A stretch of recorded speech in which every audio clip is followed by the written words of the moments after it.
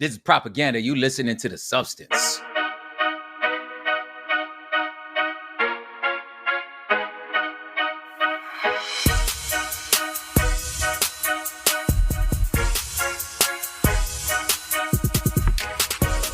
You've landed on The Substance, a podcast aimed at being biblical, thoughtful, and human. Join us here every other week as we engage the culture without the culture war. I'm your host, Philip Marinello. Really excited to have you guys here today. We may have some new listeners today, as our guest is a very distinguished individual. For a first time or for our newer listeners, The Substance, we are a Christian variety show. Every other week, we talk to smart, talented, interesting individuals from various fields, and we talk about things related to faith, culture, the arts. Today, we got the trifecta. We're covering the whole basis. Past guests include folks like Sho Baraka, Flame, Jamar Tisby, Karen Swallow Pryor, and Robert P. Jones. But today, we've got a very special, very talented, we've got a long resume for being such a young dude. We got Propaganda back on the show. Very excited. Prop, man, like I said, his resume is huge. We got a former tunnel rat and foot soldier. That was way back in the day, but it feels like not too long ago. It was a minute ago. He was a humble beast fella. He's a poet. He's a rapper. He's a former teacher, activist, author, podcaster. You can find him on the Hood Politics podcast. And now owner of Terraform Cold Brew, which is actually a sponsor of the show. You'll hear this later on. But if you want to go to terraformcoldbrew.com and use code SUBPOD, you can get 20% off your order there as well. But yeah, Prop, man, it's so great to have him back. We've been dawdling on publishing our top 10 past episode list, not because we don't have it. I got the list. I got it in a document. I want to actually do a nice rollout on socials for the top 10, but I believe Prop, his episode where we had him on a few years ago when this whole Terraform project was starting, I believe that's our third most downloaded episode in the past. So longtime listeners love him. Well, I'm sure some folks new here who love the man's work will be listening to us for the first time. So you can go back and listen to that previous one if you want. But yeah, it's great to have him back. And I was excited that we have editor Dave joining us on the show, who's a big Prop fan, who I learned in this episode, actually. You'll hear him say it, I think. Prop's his favorite hip-hop artist. So that's awesome. But yeah, no, this was a great conversation, wide-ranging. Got to ask him about his Ricky Bobby obsession, which was great to finally get a little bit more insight on that. But yeah, talk Terraform, making a better world, coffee, the whole thing. Also, don't want to forget, I think I forgot to mention this in his long resume. Prop is also the very proud winner of a Sprudgy Award for one of his videos as well. So one last thing is that there was a little bit of an error towards the very end of our conversation. So I believe the audio cuts off right around the shout out segment. So that's got a little short, but we got an hour. It's a great conversation. We hope you enjoy. I want to start us out, Prop, on a little bit of a lighter note. This is something that I've been thinking about for a couple years now. Back when we had you on a couple years ago, when the Terraform project kicked off, heard you talk on podcasts, heard you talk a little bit on records, read it in your book. Can you tell the listeners briefly, what's up with Talladega Nights? Help me understand the draw. Man, what's the Ricky Bobby draw? Oh, man. Shake and bake, baby. I love it, shake and bake. First of all, I just think Will Ferrell was one of the funniest humans on earth. But that character, there's something about a person who is, their lack of self-awareness becomes a superpower. And you're just so confident in who you are without any understanding of how you're being perceived in the world. And there's something about that like I kind of admire. And it definitely can be a superpower. Like there's no obstacles. Yeah. Like, you could be an evil genius, like, said tech entrepreneur we talked about earlier, who, that's his superpower. Deeply lacking in self-awareness. You just are the least amount of self-awareness. But he built Starlink. You know what I'm saying? Like, what am I going to say? You know what I'm saying? He got internet satellites in space. Like, who am I to make fun of you? You know what I'm saying? Drake, Drake has that superpower to me. Like he just, it's like that is true. He's like, because it's like, is it you? Why would you call him corny? It's like there are things I look at, I'm like, that's corny, but like I say as I'm not the number one downloaded record album artist exactly in right. the world. Yeah. Oh yeah, man. I'd love to be cool to you. You know what I'm saying? Like, come on, man. So like, there's part of me that's like, I admire that so much. And so out of that sort of like confidence that is just endearing, I just love his story arc. You know what I'm saying? Like, and then he becomes aware of himself and he's just, but at the same time, he's like, he's learning all these lessons, but he's learning it in such an innocent way that it's just like, it's like the person that discovers like, that's not like a prick about it, but the person that like discovers like Deepak Chopra, like one day, and he's just like, dude, did you know there's this thing called philosophy? And you're like, oh, that's so dope, man. Like, yeah, man. Yeah, you know, think about yourself. I like that. You know? So that's it, man. And it's just funny, man. I share your love for Will Ferrell. I remember seeing it when it came out. Before this week, I hadn't seen it since it came out in theaters. And I remember leaving the theater kind of a little bit bummed, going, man, like that wasn't like Anchorman. And now being much older, I feel like I do appreciate that journey more. And it was a lot funnier than I remember it. I remember not laughing that hard in the theater, just being like kind of down afterwards, going, oh man, he's kind of lost it a little bit. But I watched it again kind of in prep. I was like, Prop talks about this so much. And like other big movie people, like former guest Josh Larson from Film Spotting and Think Christian, he thinks of it very highly. I've seen a couple of other people just randomly. I don't know if it had an anniversary or something, but I've had a bunch of people on my feed tweet about it or post about it recently. It's like, okay, I gotta reassess. Yes, the dedication to the character. Like no one's married to the bit. He is just married to the bit. It is real. He is really Ricky Bobby. You look at his eyes and you're like, you are so committed to this character.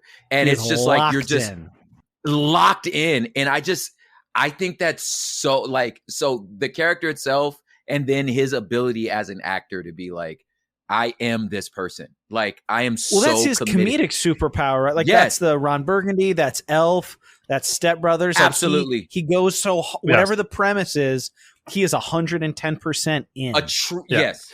You are committed to that bit and that character at a level that like, I just like, I don't, exactly. No, I don't know. Like Night at the Roxbury, that shouldn't work. But like the commitment to the bit. Yes. Like, you're just so committed to the bit. Yes. Just because a lame guy at a club is the idea, but he's so good with it. Well, and like we've all seen his SNL like audition tape, right? With the cat like playing with the toys. Yeah. Like just a commitment to the bit. Like you said, Phil, that is his superpower. Yeah. That's missing, I feel like, right now. Yeah, because like Night at the Roxbury, like shouldn't be. That's not a that's not a full length movie. It's a bit. No, and because that's a 3-minute committed sketch to it, it's a 3-minute sketch. But because he's so committed to the bit, I'm just like, I will watch this so much. Yes. Well, okay. Thank you for clearing that up, and thank you for making me revisit it. I don't remember what year that came out, but I literally haven't watched it since it came out in theater. So love it. Thanks for having me revisit that. He has some misses, but I feel like they came after Talladega, not before. Yeah, you know, if you like Get Hard was hilarious, Step Brothers hilarious, but there are times that you're just like Semi-Pro. It was like, all right, but Semi-Pro made me laugh. Like I haven't rewatched it, but it made me laugh the one time I watched it. I love Jackie. Again, he's Jackie Moon. All right, so maybe I have to go visit. Go back and listen to Love Me Sexy. That's very good. Go back and listen to Love Me Sexy. The song is absurd. So that is a good. Yes, I love the musical comedy too. Yes. All right, so we're doing a whole hour on Will Ferrell. I think we'll just keep going. So let's get into Terraform here. It's a project that had been a long time in the making, several years. We got 4 EPs, we got a book, we got coffee now. Kind of bird's eye view, zoom out briefly. How's the journey been for you now that at least this portion of the output is over? Man, beautiful journey. Definitely feels like this is, so it definitely feels like from start to finish, we're like from vision to execution. I don't think I've ever carried something through like where we did exactly what we set out to do. Like that was amazing. I feel like it's, like my highest quality of work, it still blows my mind that we did this in a pandemic. You know what I mean? And there's part of me that's like, yeah, when you end, you're like, wait, did that happen? And of course there's stuff that like disappoints me. Like the fact that it wasn't a pandemic, I couldn't tour it the way I wanted to tour it. But I'm like, something this like, dude, man, this would have, I mean, when you're starting up your tours, I'm excited. I hope you come to the Midwest and love to see you here in Kansas City. But yeah, dude, it would have been great to, I'm sure, craft that on the road. Dude, such a multi-dimensional like type of situation, man. Like, we were dreaming up the way it would look, and then the pandemic hit, so that's definitely disappointing. But besides that, I'm like, man, this was dope, But I'll say, I mean, speaking purely for myself, some of this we'll get into in a little bit, but speaking purely for myself and my family, I know when Terraform the People came out, your first EP, and the book as well, but mainly that first EP, that was deeply ministering. That was a perfect, like, it's a great record, but that was a very timely, like, balm and encouragement, and even a little bit of a chastisement and good reminders for me, like the whole "we need you and we're all we got" with some of the people who were driving me nuts. Yeah, like, buddy. that. It sucks that it came out during the pandemic and you couldn't do the full expression of what you do, but also. Speaking for myself, that really ministered to me going through the 2020 deconstruction, church wilding out, being crazy, like straight up crazy. Lost your marbles. Like, what are y'all doing, man? Yeah. I mean, it was disillusioning for sure. But then, same thing for me. That first EP, especially, and I think time.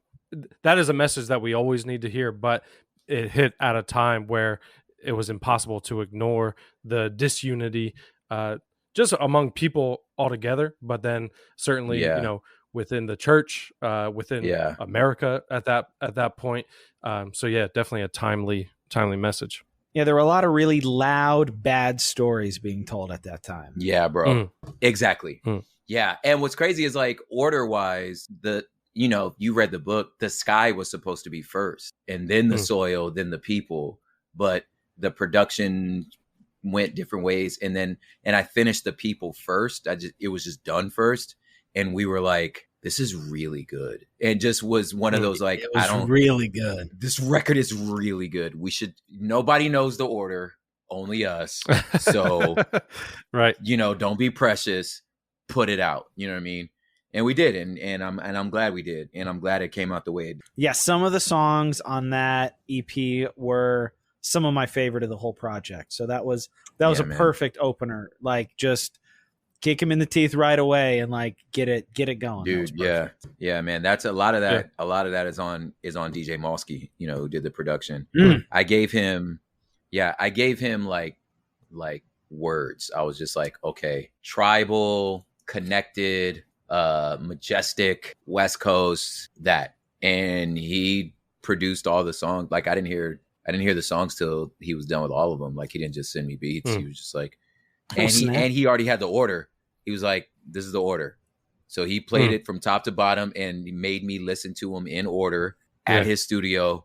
Like, was just like, I'm going to piece this together for you. All you got to do is just rap what you rapping. You know what I mean? And I was like, okay, this is going to be the format for the rest of the records. No, that's a project, and not blowing smoke, not just because you're here. Like, I've told a lot of people about this. Like the first one and the last one, especially, those two were very special. Like, everybody involved on every like aspect of the production was bringing it 100%, and it really, really comes out. Yeah, man. Thank you. Yeah, those two records are definitely standouts. The people and the possibility, man. Yeah. The bookends are great for sure. Prop, you are my favorite hip hop artist, and I think because I don't even know if I knew that. Because of that tell better stories idea. Like, I think we're hitting it hard with Terraform, but I think if I can tell you about your career, Prop, for a second. Thank you very much. Yeah, I'd love to hear it. I think that's what your career has been about, is telling a better story. And I think you've done it well from the beginning till now. I'd love to hear it from you. What is it about stories? The power of a story, and how do we even go about like uncovering the stories that we're telling ourselves? Yeah, man, it was a theme that just kept coming back, as far as like a collective identity, a national identity, a personal identity, cultural. Like, where do those come from? Like, how do you make them? Why do you value the things you value? If as a married man, or just a married person, period, you start getting into these places where you and your partner are like just kind of bumping heads over something that you're like, dude, at the end of the day, this feels like this is a hill I'll die on. Like there's a core to what's important to you and why you're like, this is just completely gets under my skin. And it comes down to the story you told yourself or a story you lived. You know what I'm saying? And it just shapes the way you see the world. Like those, and it could be the same moment. Like that's what's crazy, is like the same moment in history can be lived with two totally different experiences. And it all has to do with like the story you told yourself and the story we tell everybody else. Like why America has the brand we have, you know what I'm saying? It's because it's a story we tell. It's not true. The greatest. It's just yeah, you know what I'm saying? It's just like, we just tell ourselves, if you work hard, you'll succeed, and that we have a meritocracy. And it's like, fool, do you live here? You know that's not true. You know what I'm saying? But the story that's we the tell thing. ourselves.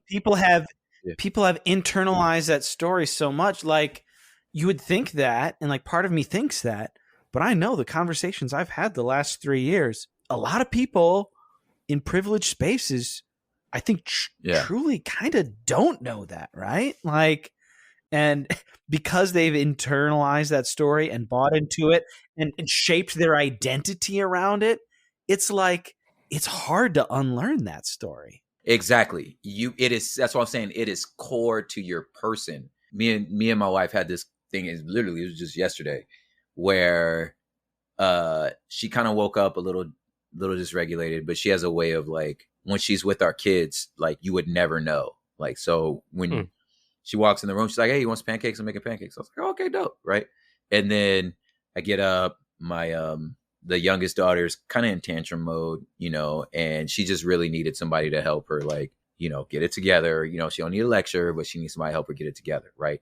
So me and my wife approach that process different. Like I'm still very much like, I still have a heavier voice. You know what I'm saying? Like I still have a little bit of that old school, like, you gonna bring your voice down when you're talking to me. Like, I don't care how dysregulated you feel. Yeah. I know how that goes.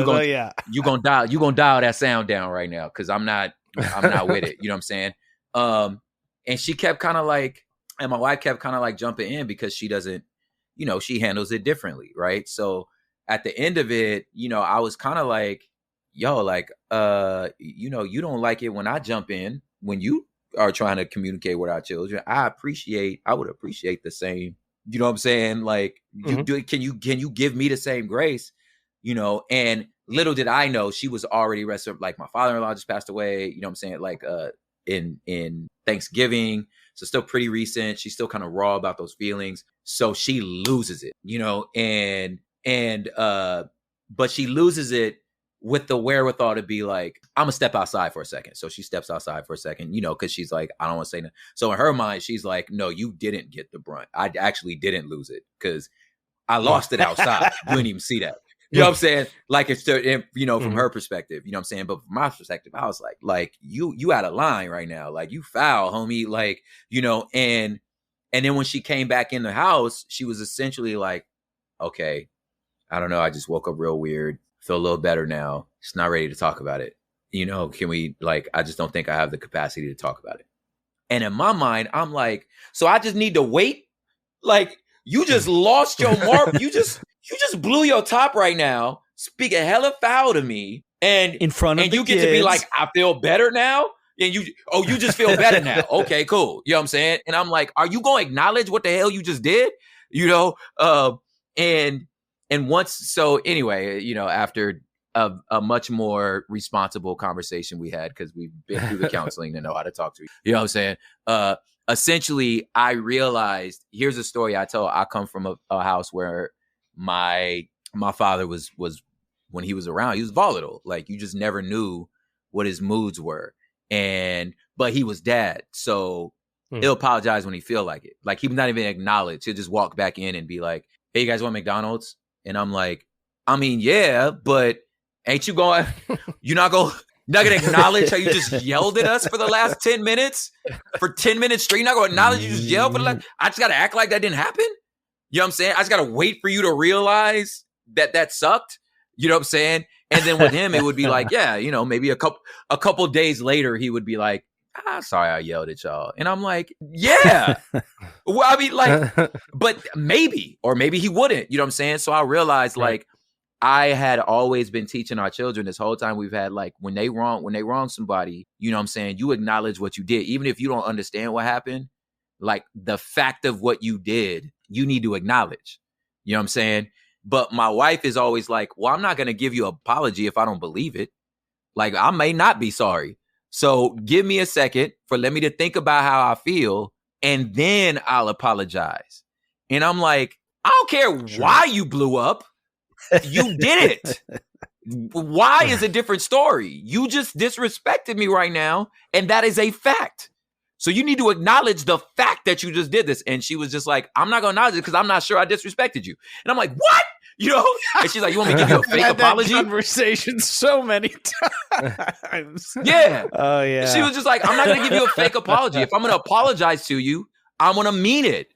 You know? So I just realized, like, there was a story we were telling ourselves. My story was, I am at your mercy. You are in power. You get to treat me how you want. And I just need to shut up and take it. That's the story I'm telling myself. The story she's telling herself is like, I refuse to be fake. You know what I'm saying? And you're not going to make me be something I'm not. You know what I'm saying? And they just all come from, like, stories we were telling ourselves. And once we finally got to that, it was like, okay, this is what's happening. And she's like, no, I want my apology to be genuine, you know? And I'm like, damn. And I want your apology to be genuine. You know what I'm saying? Which is good and admirable. Yeah, like that's what we want as people in relationships. Right? Hopefully, like we want to have a real and clear and transparent adult relationship like that. Yeah, the best marriage advice I was ever given was about stories, and it was I forget who said it, but like because we always start with well, you did this. And we're applying not just the actions, but we're applying the motives. You did this because. Exactly. But instead, like, what was told to me was to start with the story in my head is, this is what you're doing, right? So to even acknowledge that there is a story in my head, and it's not necessarily the reality of the situation. It's a story that's going on.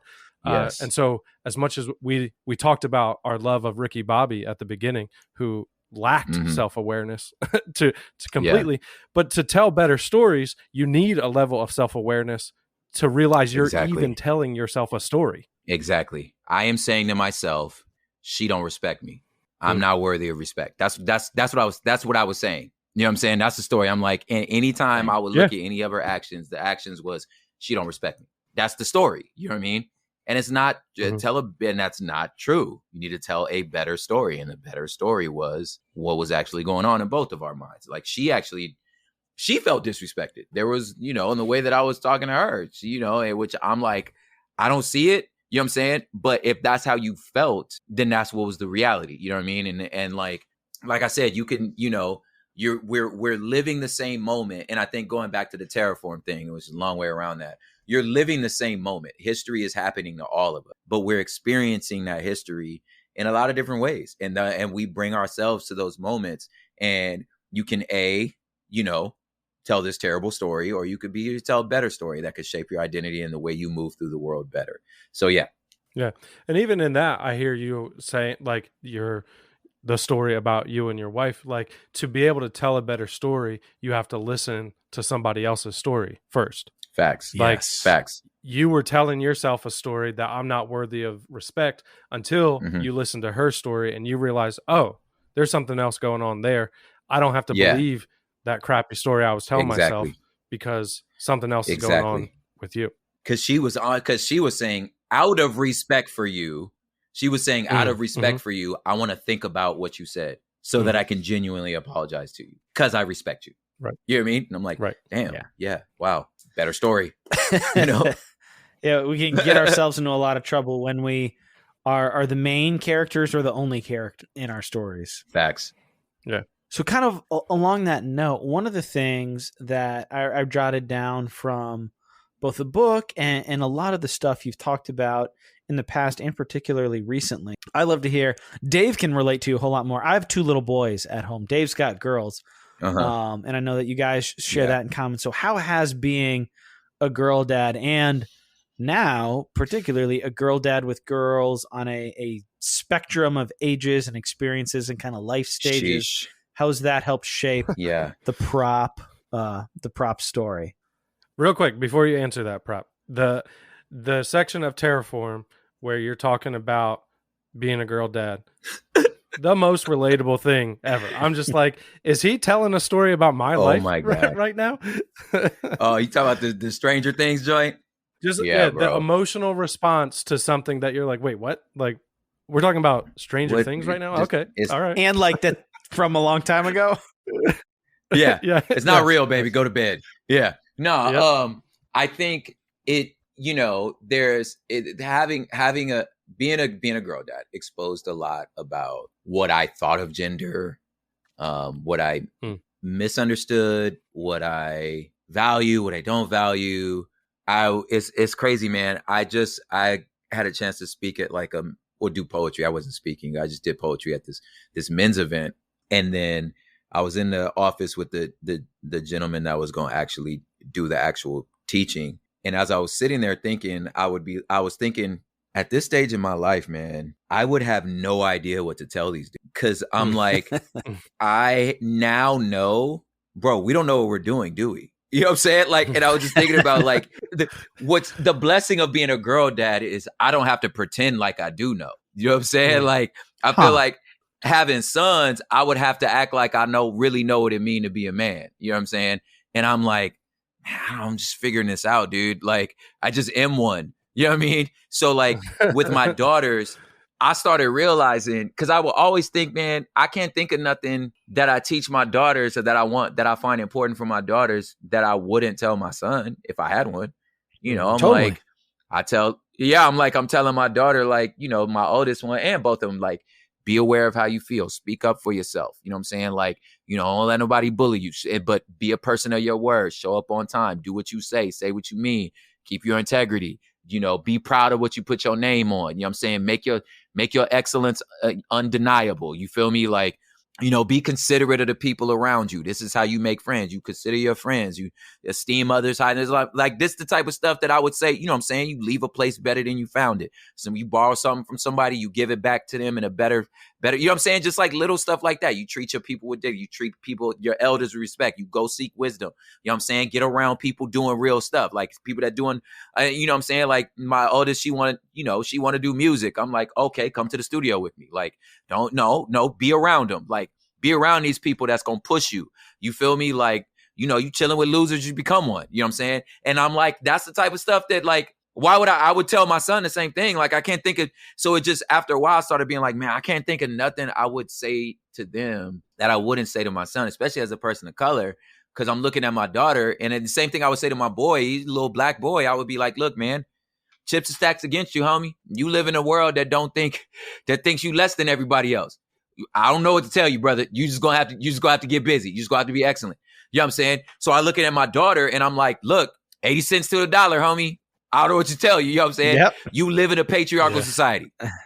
You just do.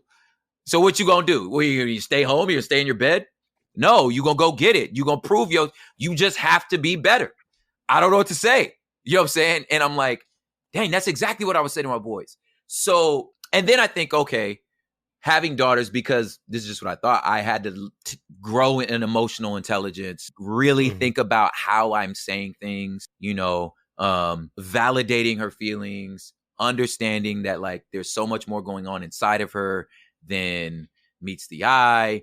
I need to like, I don't always need to go into correction. I should, if she's crying, just sometimes you just got to be patient and, you know, and listen to her go through these things. And I'm thinking, damn, it would have been dope as a little boy if my daddy would have done that. You know what I'm saying? Like, you know, rather than the way we were raised, where it was just like, oh, you crying? Oh, word, you crying? You done yet? You done crying, son? You ready? You want your balls back? You done crying? And I'm like, it hurt, Pop. Like, God dog, man, this bug hurt. That's why I'm crying. You know what I'm saying?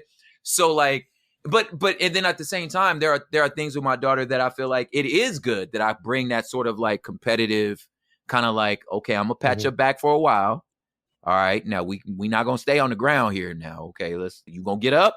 You got to get up, baby girl. We're gonna run, yeah. Look, we gonna keep running. I was like, nobody waiting for you, baby girl. Nobody's waiting for you. No one's gonna wait for you. I'm sorry that happened, but let's wipe our tears. Let's get up and go. You know. But I definitely would say like having daughters is way more aware of how men are perceived in the world and ways that we could be better. You know. Yeah, I was just struck in that part of the book when you talked about that, just like thinking about, and with me, I'm trying to break that cycle right with my sons, because I was raised by people, my family had a hard time. And my dad, I don't even know if I want to say he did his best, but like he tried. But yeah, the big Italian family, not a whole lot of emotional intelligence. My dad had his issues, didn't get a whole lot of sympathy from other people, and didn't have the tools himself. So I'm trying to fix that for my boys and listening to you reading. By the way, plug here, go buy the book for sure. But if you can, man, that audiobook, I listen to a lot of audiobooks because I drive around a lot for work. Man. But with somebody with the skill set and the type of work, like I love it when an audiobook is kind of like a performance and it adds a layer. I highly recommend either buying it on Audible, or if your library has Hoopla, check it out. The audiobook of Terraform, 10 out of 10. But when I was listening to that, thinking about it makes more sense to me initially, probably because of the way I was raised and the whole patriarchal society that we're kind of bathed in. Like, oh yeah, like prop growing in emotional intelligence. That's really good for girls. But I was like, no, I want to pass that on to my sons so that they don't perpetuate this nonsense or have the problems I did. Like, I don't want them to have to be 30 years old before they start to go, man, I really want to sitting in marriage counseling, sitting in therapy with their spouses. Like, I have to do what now? Wait, I have to think about other people during my day. Yeah. How do I feel? I don't know how I feel. I'm men are hungry. Ricky Bobby. Yes. Like I'm. Yeah. We need women so that we can. I wish this was over and we could just skip to the set. The skip to the end thing. What do I need to do? Man, that's I'm trying. What do I need to do to get to that? Yes. Yes. Yeah. How do we be done with this? This is uncomfortable, and I would like to be not here having this conversation. Yes. What are the buttons? Just tell me the buttons. I will press the buttons. What's the combo? Which your partners love that. Spouses love it when you do that, by the way, in the middle of a conversation. Tell me what I did. Tell me what I did specifically.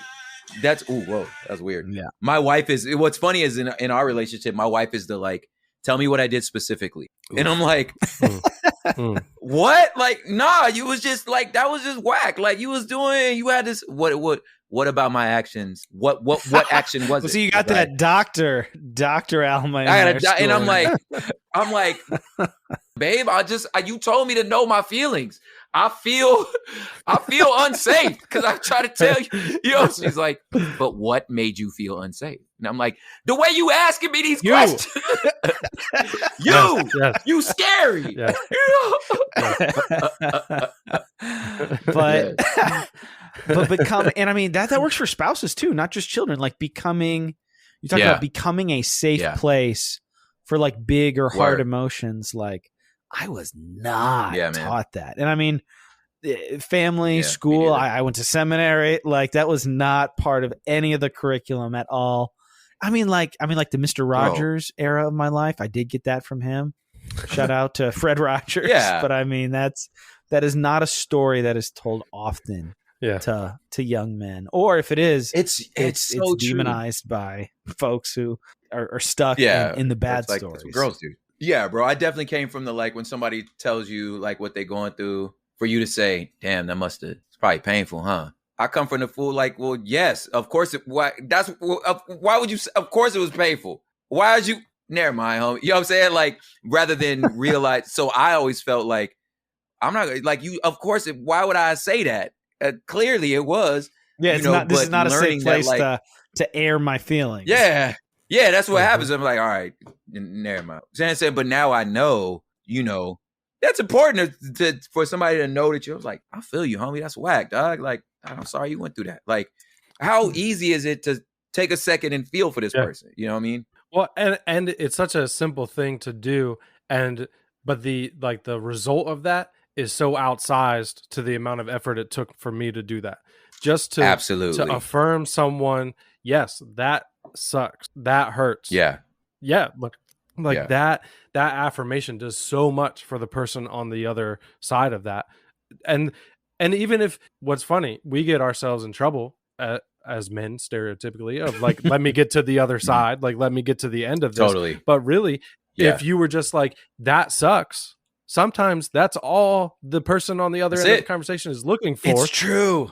That is actually how to get to the end. Now, I'm not saying you use that as a tool or a weapon, but like that is, no, seriously. We want to just be like, what are the buttons that I need to hit? Well, it's be quiet, listen, and then affirm what you just heard. And how can we make sure we don't get here again is what I thought. Yeah, totally. I thought it was like, well, how do I make sure? Like, I thought I was doing good by being like, okay, so what should I do to not do that? It's like, no, man, just sit here with me, but yeah, like for us, like whether it was my friendships, cultural, like even just blowing it up to like systemic issues and like, even just healing some of our politics. Like if you could just stand back and be like, bro, I ain't ever even think of that, homie. Like, man, I feel you. This episode of The Substance is brought to you in partnership with Terraform Cold Brew. Terraform Cold Brew is here to remind you with every sip that you, like coffee, are more than a commodity. This is something that Prop has had in the works for a long time. Very excited to see him get it off the ground. All the reviews coming in from both the normal folks that try it, along with folks like D-Smoke and some of his other celebrity friends, is that this is phenomenal coffee. And if you are a listener of The Substance, you can get 20% off your order at terraformcoldbrew.com using code SUBPOD in the drop-down menu. That's SUBPOD, SUBPOD. So for Substance listeners, if you're interested in getting a 6, 12, or 24 pack, you can get 20% off your order. If you get a big one, man, that's you're investing in that a little bit, but you're supporting a small business. And if you get 24, you're only getting it for a little over $3 a pop. So terraformcoldbrew.com. Use code SUBPOD at checkout for 20% off so you can enjoy some delicious coffee while we all try to tell better stories. I just heard this country song, believe it or not. I just got friends somehow with this dude, Chase Rice, who's like apparently this hotshot, like country singer. Taught him how to play domino. Greatest relationship. Nice. Anyway. Open up this world. Right. I got sent this video of this like dude.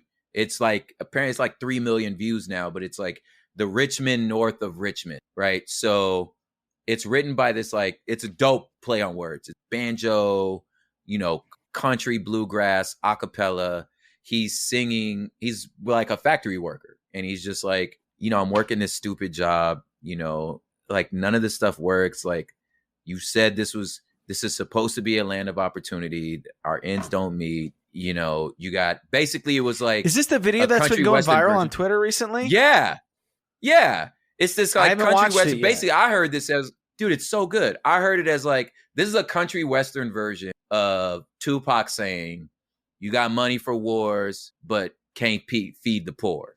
I mean, it's like it's that. You know what I'm saying? And I'm like, right. You know, you can't, but you got money for you got money for wars, but can't feed the poor. And I'm like, bro, if this demographic would actually be able to sit down and have lunch with my demographic, and we talk about the way for which we feel as though the system has failed us. You know what I'm saying? Like, then like, I just think there's like so much of that could be like, listen, dog, like we don't have to be enemies, homie. Like I feel the same way, you know? And I say that to say that again, storytelling, that empathy, rather than being like, hey, all your problems in this country come from that group of people right there. You know what I'm saying?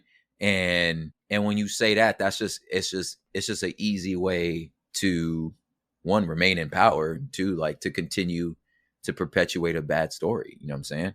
Bringing it into your work too, like the two of the songs that Philip and I highlighted before we were talking were we all we got from that first EP, The People, and then I Like Me from the last one. And I think like that is kind of what we've just been talking about, right? Like I Like Me is about that inner work that needs to be done. First, bro, every other bar in that can be merged. Like throw that on a shirt, throw that on a hat. I was like, I need the I Like Me line of every. I was like, man, the culture can only be healed as we are. I was like, I buy that shirt right now. Man. I was gonna say you guys caught it because like if you're the narrative arc of Terraform, especially in the music, is big space, huge, global, cultural things, and then it ends at me. Like it starts with me. You know what I'm saying? That culture can only be as healed as they are. So we started with those things and just got closer and closer and closer into ourselves to be like, oh, it's my inner world. You know what I mean? And then you take that inner world and bring it back out to the bigger cultural stuff. No, when I played that for my wife, we were coming back home from vacation. I was like, oh, the final EP just dropped. She's like, you're not listening to that without me, all right? It's like, okay, I only listen to one or two without you. Like, people are talking online that I Like Me is the big one. Let's go to that one. I Like Me, just on her end, she's like, oh, you're talking to Prop. Let them know like how much I love that. Like that. She doesn't throw a ton of the stuff I listen to on her playlist immediately, but she's been working on a little bit of like a church hurt playlist kind of recently, and that went to the top of the stack there. And I was like, no, that's man, that was just very much that's an honor, man. Appreciated in our home. That's beautiful. Thanks for saying that, man. It's funny that song had 3 like potential features, and they all backed out. Either didn't respond or just backed out. And like, it's funny, like, and then once it finally came out, I was like, oh, it's about liking myself. Duh. How could anyone else be on this song? Like, it just hit me because I that's probably my least, like, features are my least favorite part of the job. And it's back to the story thing. It's because in my mind, it's such a reflection of my importance to that person. Right. That's huge in music, right? You know what I'm saying? Like, if I send you this song, you do it because you value my work and you value me. And of course, I know, you know, logically that's not always the case. It's timing. It's, you know, it was just that song's not in your key. It's just, you know, the topic didn't work out or whatever. There's a million reasons why, you know, features don't happen. But I take it so personal, you know, because it's so vulnerable. Like, I feel like I become so vulnerable when I ask someone to be on music with me. And then if they don't, I take it personal. You know what I'm saying? And I see it as this, my friend or this colleague doesn't see me as an equal. You know, they don't think I'm that good. Right. And I was going through that, and then I was like, I'm not. I guess I just don't have the juice I think I do. And then I listened to the song again. I was like, the song's called "I Like Me." What a freaking goober! I should listen to my own lyrics, you know. And yeah. Well, that's part of the journey too, right? Like a lot of us often can, like if we were in school taking a test, we could circle the right multiple choice, but in the moment, in the heat of the moment, have we done that inner work to be able to go, like, okay, I'm going to take a breath and like actively on purpose choose to think the right thing, like tell myself the right story, and then have the discipline or the courage or what have you to like make the right choice, even if it doesn't feel the best initially. Yep. That's exactly it, man.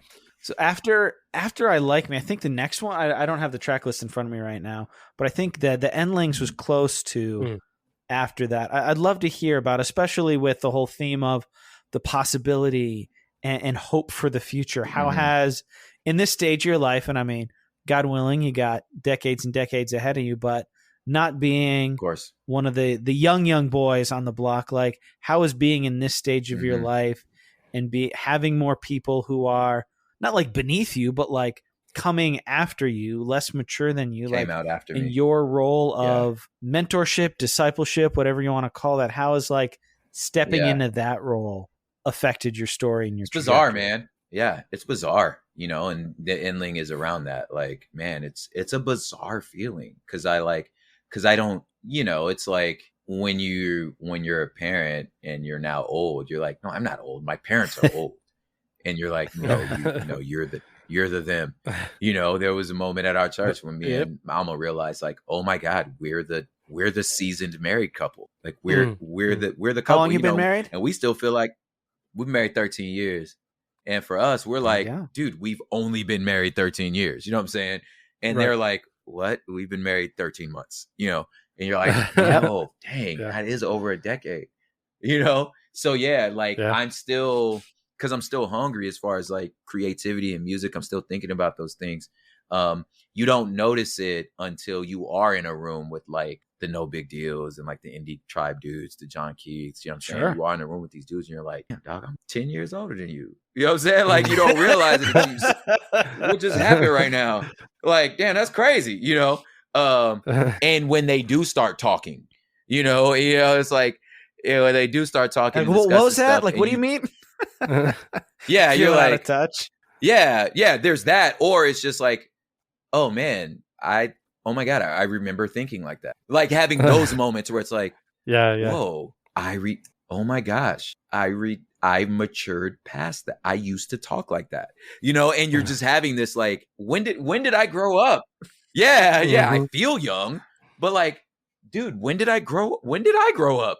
You know? So it's a lot of that, man. And it's like I feel like once you realize that you have a choice, you can become like a crotchety, like old head. And, you know, these young artists are weird. You know what I'm saying? All these kids these days, they don't know you could do that. And I'm like, I feel like when you do that, you put an expiration date on everything, you know, rather than being like, hey man, like open and like letting them have their thing. And like, that's their thing. You know what I'm saying? And being proud of them for having their thing. And if they think highly enough of you to even care about your opinion, you know what I'm saying? Like cherish that, you know? And that's kind of where I'm at. It's like, dude, like, I know that I still value my work. And even them becoming more and more successful, these younger dudes behind me, it gives me even more of a drive to make sure that like I can remain an OG to them. You know what I'm saying? Like, you know, I want them to still, no matter where they are, for them to be able to, you know, backstage at the Grammys, shoot proper text like, hey, how do I talk to so-and-so? Can you help me out with this, this, and this? Like, what's going to, like, I want to still remain, you know, sort of that position with them. So that keeps me motivated to make sure that, like, I'm still grinding. I'm still hungry. I'm not just, like, resting on, like, my track record. You feel me? Yeah, you don't want to be the whack old dude that only tells stories of, like, oh, man, back in the day, I was this. Oh, man, well, we used to, Nah, you ain't trying to be that dude. You know, so like, you know, I'm like, I still want to remain the big homie. You know what I mean? Once you step into for me, it was like, that was like a conscious choice. It's like, well, look, stay hungry, stay busy. You know what I'm saying? They're not, you know, you hold a place in their life that is important. And it's kind of a beautiful chance for you to like invest into the future. You know what I mean? And leave a legacy far beyond what you was ever able to complete for yourself. You know what I mean? Well, I think I would imagine being a creator helps with that, because if you're a part of the culture, you're out there creating, then absolutely it does in a way, it keeps you young. Whereas if all you're doing is consuming, then yeah, you can sit around and be like, I don't like what you guys are feeding me. Like, give me something else. What we used to have was better, or whatever.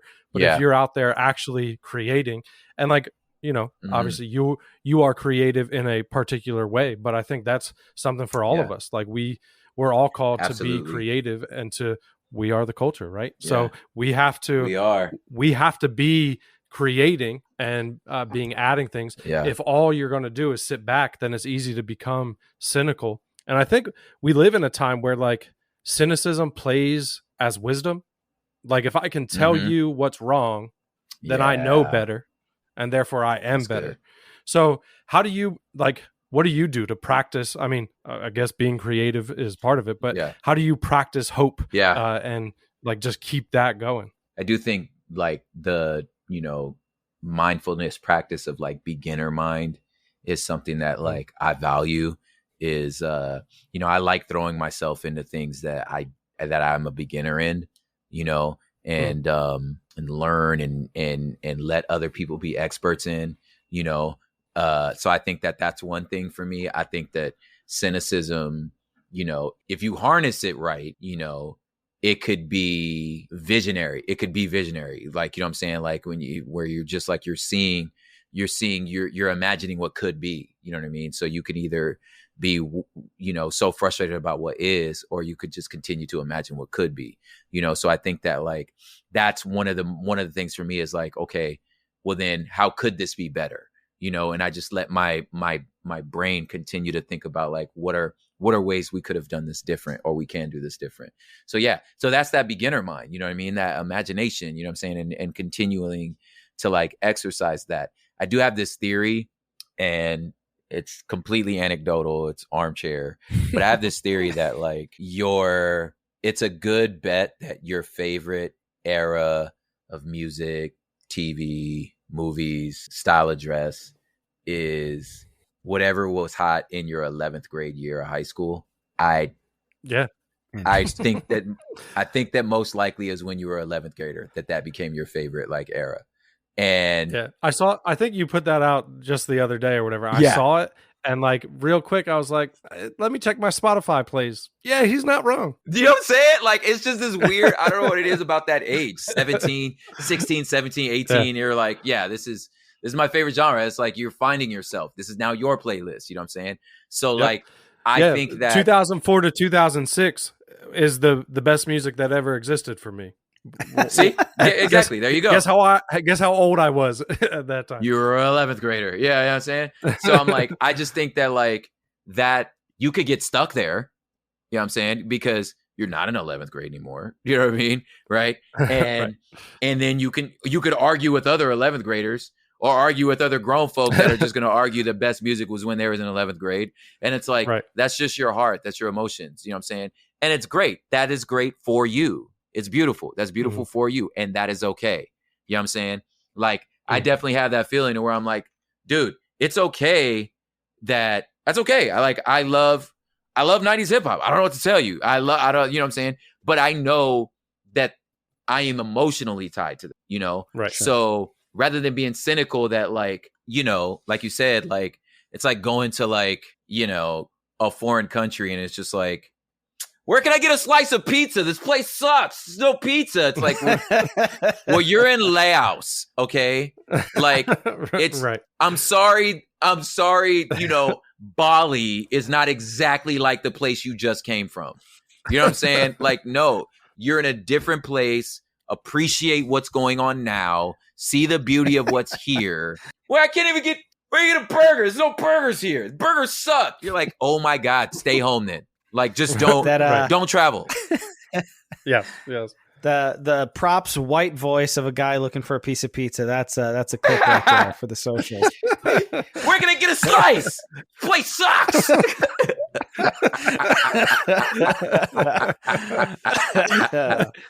Hilarious. Wanted to ask you about. I love the finale, right, of Keep On Living, and that's. So much is wrapped up in there. In particular, you've talked about this a lot in the records themselves, and I've heard you speak on podcasts, but particularly for our audience, I know a lot of people who are tuning in, who are listening in the Substance, are in different stages of that deconstruction journey. So obviously, like, Yeah.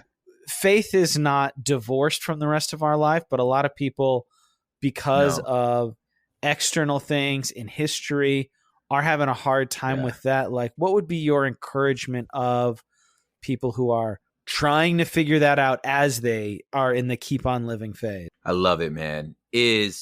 I would say, like, trying to, like, figure out who they are, who God, like, and not that we need to figure out who God is, but like, yeah. I think it's important to remind yourself the, like, metamorphoses and journeys you've already been. You've probably been in crisis before in whatever other context, like maybe it wasn't a crisis of faith or whatever it is, but and it wasn't permanent. You got to a place of peace again, and then probably went on another one. And so I think that, like, if you can couch this into, and it seems corny, that's why, that's why the phrase, like, keep on living. If you can couch this into the idea that, like, time marches on, you continue to go, the sun still comes up, even using, I'm mixing metaphors, but you can even use, like, social media rage. Like, there might be a day where your entire feed is talking about something and it feels like the end of the world. And then the next day it's talking of it, it's just purely hypothetical, purely hypothetical. Yeah. But time, like, continues. So when you do that, when you just remind yourself that, like, now is not forever, this is a process. And at the end of the day, you will be fine. You wherever you land, and if you never land, you know what I'm saying? You'll be fine. You know what I'm saying? And there will be beauty in journeys, in moments you can't point at, but you knew was amazing. Just like some of the core memories from your own childhood, to where you were just like, dude, like, I can't remember any of the specifics. There wasn't a thing I can say we did, but I just remember feeling, man, I felt okay right there. You know what I'm saying? Like, remind yourself that this is not permanent, and that there will be moments of joy. There will be moments of peace, and, like, and be grateful for this, be grateful for this season. And I know it's weird to say, but it's like, be grateful. Be grateful you can't figure it out. Be grateful that you're asking questions that before you weren't big enough to ask. You weren't brave enough to ask. That's true. Yeah. Yeah. You grew in bravery. You thought you had God in the box all figured out. Yeah, and you was and probably was too scared to question that box. You know what I'm saying? Like, oh my gosh, like, dude, you're so brave right now. Like, think about it. Like, that's kind of dope. You know what I'm saying? And, like, it's like, here's your two options. It's like, if God is who he says he is, pretty sure he's not afraid of your doubt. So there's that, right? And it's fine. You're not insulting him. You'll be all right. You know what I'm saying? And on the other hand, if your whole construct of God falls apart, then you didn't offend anything, because there's nothing there. You know what I'm saying? Right. So you're fine. You know what I'm saying? Like, just, you'll be okay. You'll make friends. You'll find friends. People who love you will continue to love you. You know what I'm saying? And if they fall off, like, who was your best friend in second grade? You don't even remember their last name.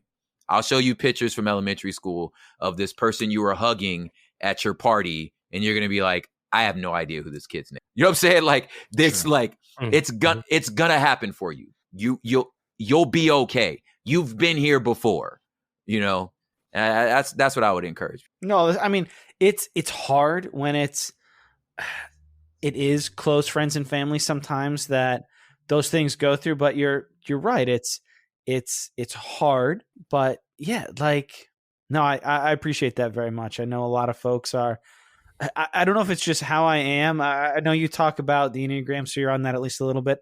I'm a very, for better and worse, a very strong 7. So not a whole lot affects me. But when I'm with my wife trying to comfort her, because I go, who cares? Like, if they don't, like, you'll get through it. I love the people who are in my life, but if they're not rocking with me, okay, like, that's fine. Find people who are. But, and, like, my perception of God, I was going to say, I definitely have a new song where there's a line on there where it's like, listen, man, I'd have to rap the whole thing, but the line is that I'm leaning on is like, I'm not hating, I love you. I'm just not waiting for none of you. You know what I'm saying? Like, I'm not gonna wait for you, man. Like, I love you, but I'm not waiting. You know, and I'm also not gonna drag you where I'm going. Yeah, and unlearning all those negative relationship structures that kind of negatively reinforce each other. Like, I do know a lot of people, man, are going through that, but it's temporary, and it's hard. Yeah, there's hope. And I think that bravery piece spoke to me, because like even that I like me song speaks to it a little bit. Like, I'm just comfortable with who I am. Like, I've been in process. I mean, we're all in process, but like, I've been changing for the last like 5 to 10 years, but I had the old language, so nobody had to know what was happening. Totally. But then I just like got comfortable with who I am and where I'm at. And so that started to come out. And so that ruffled some feathers, but it's like, I finally feel comfortable to say the thing that I think. So like, that's good. Yeah. That's a good thing. Yeah. Now it's hard and it makes some waves internally and externally, but this is a better place than, you know, keeping all that in and quiet. Yeah. You're lying to yourself, man. You know, before it's like you're sitting there, you're lying to yourself, and even like, you know, trying to convince people who are so sure, they're so sure of what they believe. And now the place that you're in now makes you know, no, they're not. They're not. Yeah. They're not as sure as they present themselves to be. Right. They're just as scared as you are, dog. You know, they're just as scared as you are, you know, and you know what? And then you get out the other end and you get to be the future you, like in the song, and you get to go, but I love them too. It's fine. Yeah. You know, I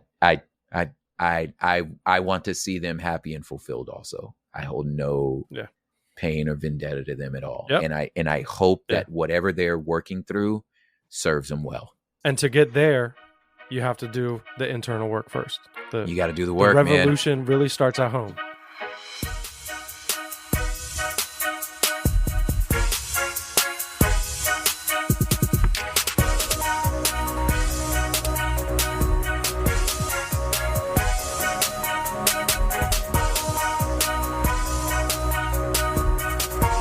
So that was our conversation with Propaganda. Hopefully it didn't get cut off too early there, but thank you to Editor Dave for joining us and for putting this together.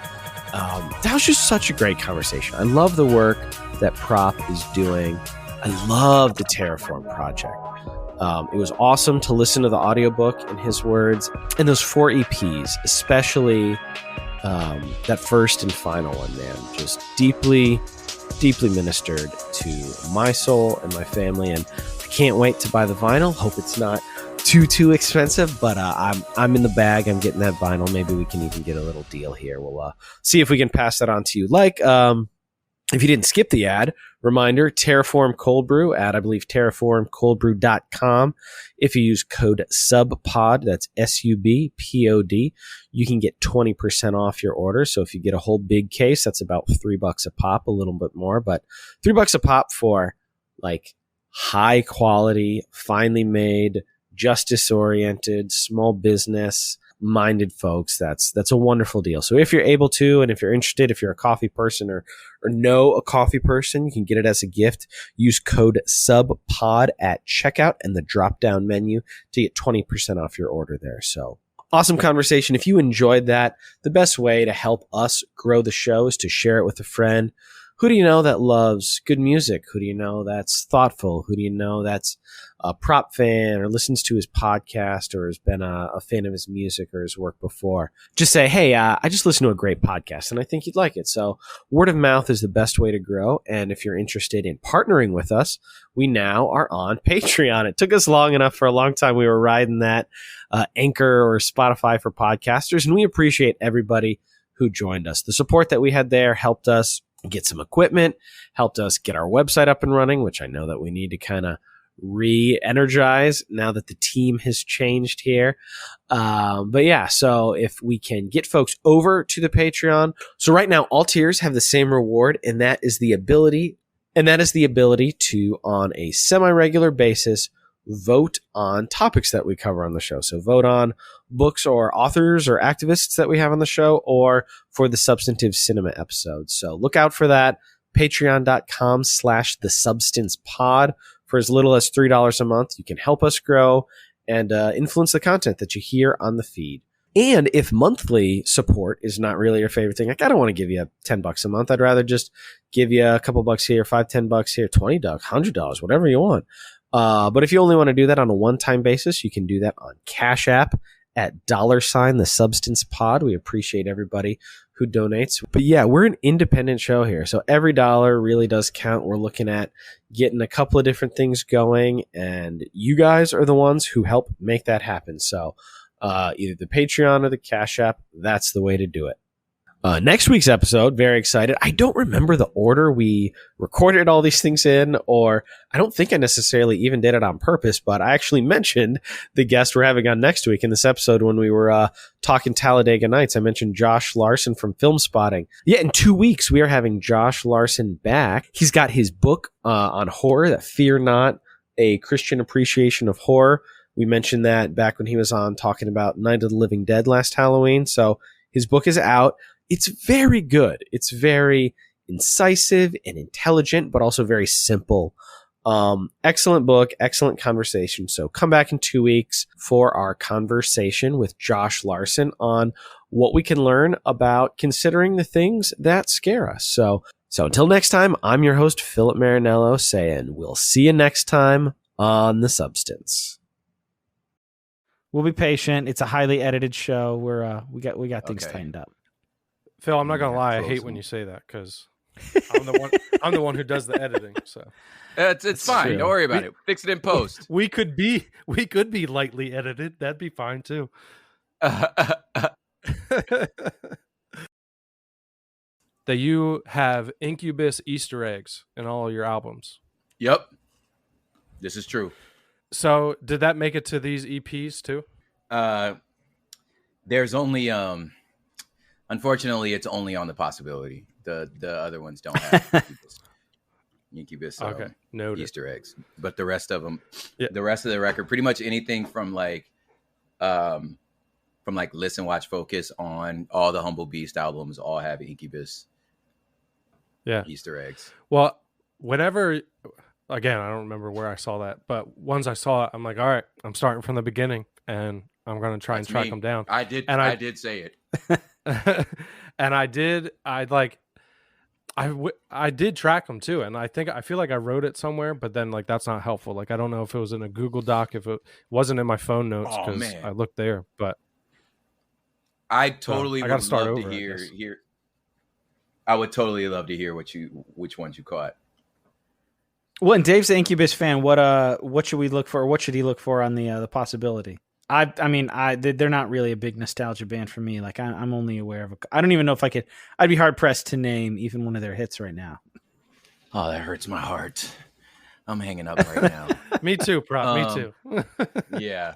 No. I'd say stay in the Morning View world. Okay. If you stay around there, that era, then that'll help. The older stuff has there's Fungus Among Us stuff. There's there's Easter eggs. There's a lot of Make Yourself made it to a lot of my albums. Yeah. Yeah. But you're on X. Will you call it X or you just call it Twitter? No, I'm not calling it X. What? No. See, I made this joke the other day, and I am, when it comes on the political spectrum, I'm more progressive than not. But okay, I made the observation the other day that these progressives, us progressives maybe even, are it's not that hard. Just call somebody what they want to be called. And then Twitter's we're X now, and it's never. I will never. You're Twitter. I mean, for real. You got it. You know what I'm saying? I'm look, because I said the same thing. I was look, man. I'm a hypocrite. Whatever. I don't care. He changed his name. I was it's absurd. And you're right. It's the same comparison. I'm this is Twitter. You just changed your name. Hold on, baby. Don't shower in here, baby, because I'm recording. So you got to shower in the house. Okay? I'm real rap. Because we'll hear you showering. There's a microphone right here. Sorry, baby girl. You got to do it in the house. Sorry. All right. When you need to shower. I'll be done in a little bit, okay?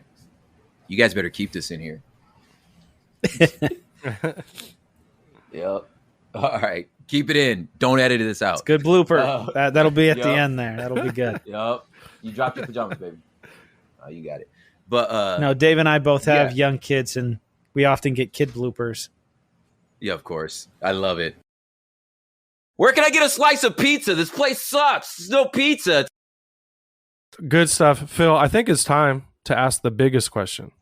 Oh, yeah. There you go. You hit it, Dave. Biggest question. All right. Biggest question. What is the whitest email you ever received? Because in the book, you talk about the second whitest email you said, ever ask gotten. me sometime. It's basically the influencer camping trip email. It was the second whitest. Was the one I told you about? Like, the second whitest?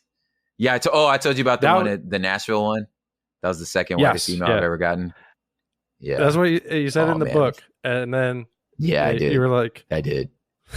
Oh man, how do I tell you guys the whitest email I've ever had? Like, I kind of want to do like a Johnny Swim thing where I never really tell you the true story. You just keep making up. It's a different answer every time.